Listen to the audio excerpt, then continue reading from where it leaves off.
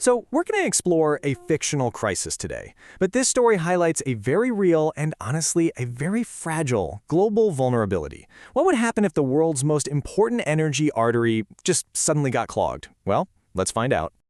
Imagine waking up to a headline like that.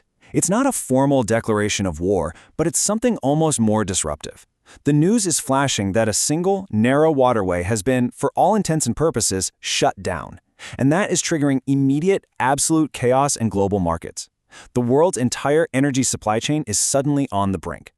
And this is the really crucial point. A soft closure can be just as damaging as a full-on military blockade. I mean, think about it. If insurance premiums go through the roof, if crews are just not willing to risk their lives, if there are drones and missiles in the air, the ships just stop sailing.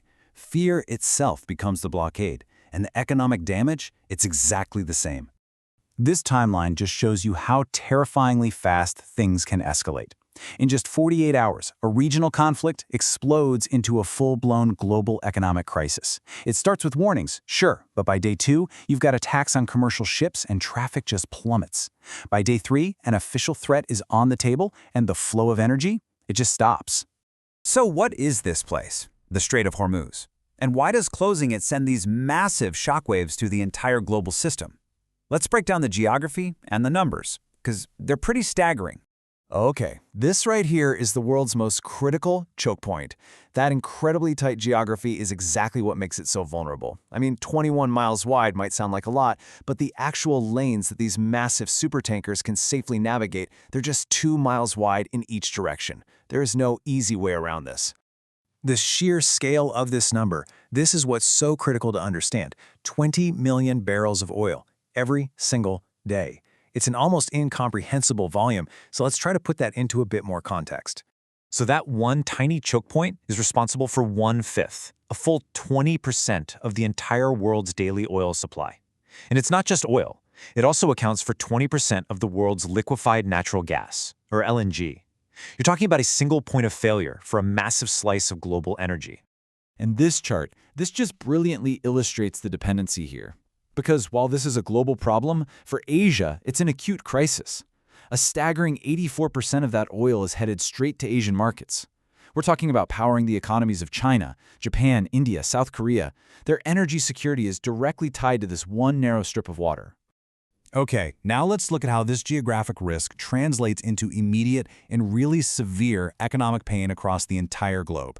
Because the reaction to something like this isn't slow, it's instantaneous. The market's reaction is swift and absolutely brutal.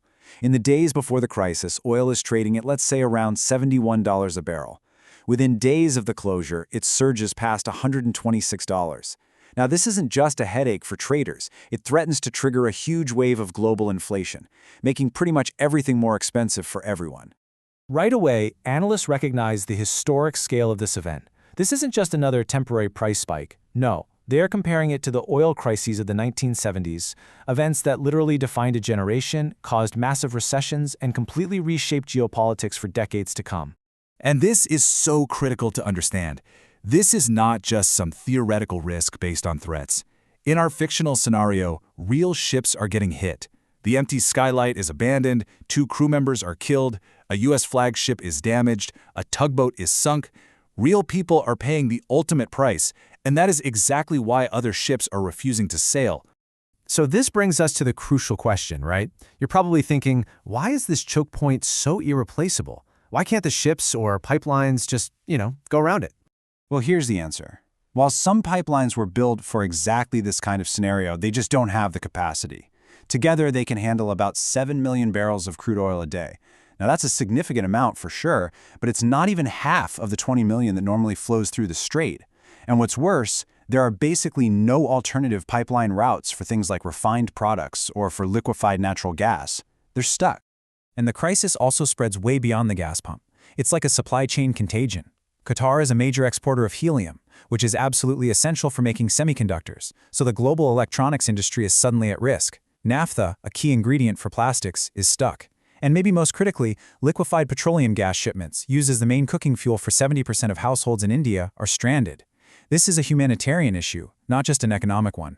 So when you combine a high dependency on energy imports with a heavy reliance on the Strait of Hormuz, you get a really clear picture of who is most vulnerable.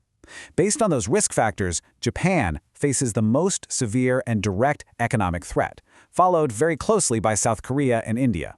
Their economies are just dangerously exposed to this one single point of failure. And that brings us to the final and most crucial point. This specific crisis that we've just walked through, that's fiction. But the choke point, the oil flows, the immense global vulnerability, that is all very, very real. It's a stark reminder of just how fragile our interconnected economy is, and it leaves us all with a pretty critical question. What are we doing to prevent this fiction from becoming our reality?